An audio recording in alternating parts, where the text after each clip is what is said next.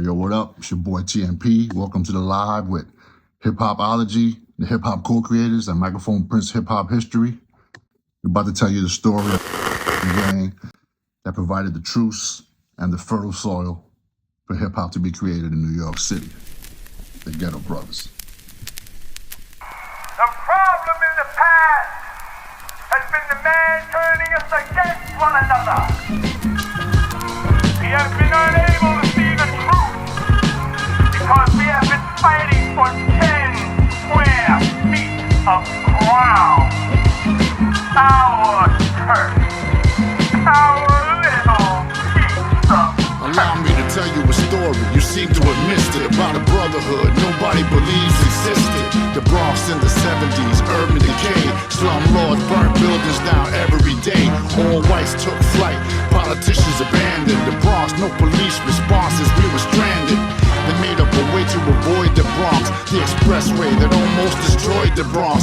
See, they uprooted families, devastated businesses, they cut the Bronx in half and the whole world witnessed it. They murdered Martin, Malcolm X and both Kennedys. The cops ain't protect or serve, they were the enemy. The Bronx was the danger zone of only destruction, so this gave rise to the need for gang culture. They modeled themselves after the biker gangs, and if you got caught on the wrong turf, you might get hanged. Sleeveless jean jackets with swastikas, to say it was about race is preposterous. So I'm hoping the truth doesn't take you out your zone about the place that burned hip-hop, which I call home.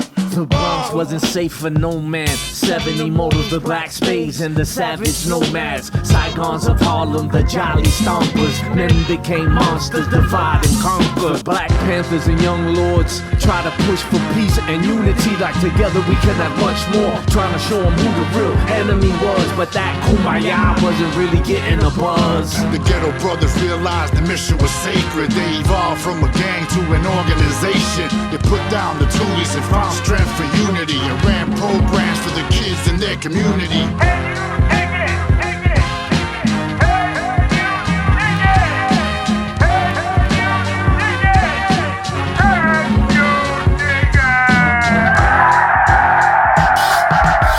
It gets deeper, they fired the Grim Reaper and changed the warlord position to peacekeeper. Benjamin Cornell, known as Black Bengji, fit the bill perfectly, that position was empty. Yellow Benji heard four gangs had beef and sent Black Benji to go find the leaders of each, in attempt to put the senseless bloodshed to a cease. Bring them to me and see if I can broker a peace.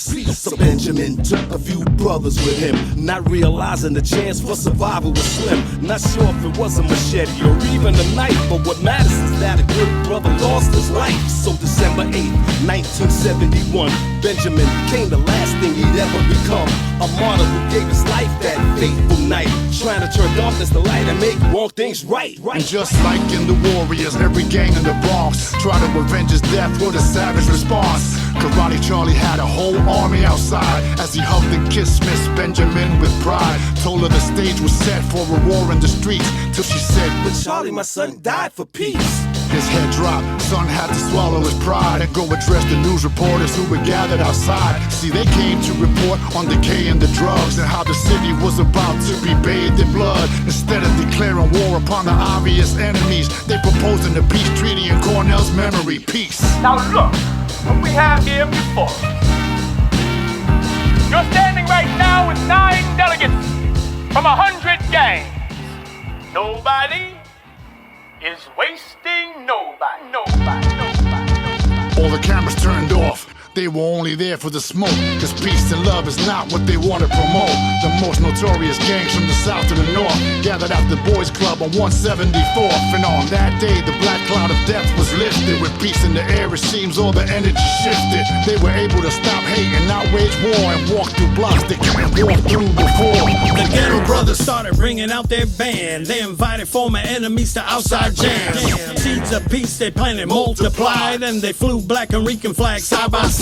With parties out of apartments and out of the basement, they brought the sets out to entertain with. Outlaw gangs became DJ snipers. Cool Herc and Lamb were the hoods by pipers. The black spades soon became became Zulu Nation. Trade for elevation with death and incarceration. Grandmaster Flash invented the quick mix. Cowboy and Melly Mel, they started to talk slick. Guns became microphones with long cables. Bullets to rhymes, knives turned into turntables. Chalk out lines became cardboard boxes. That's what peace and unity up in the Bronx did.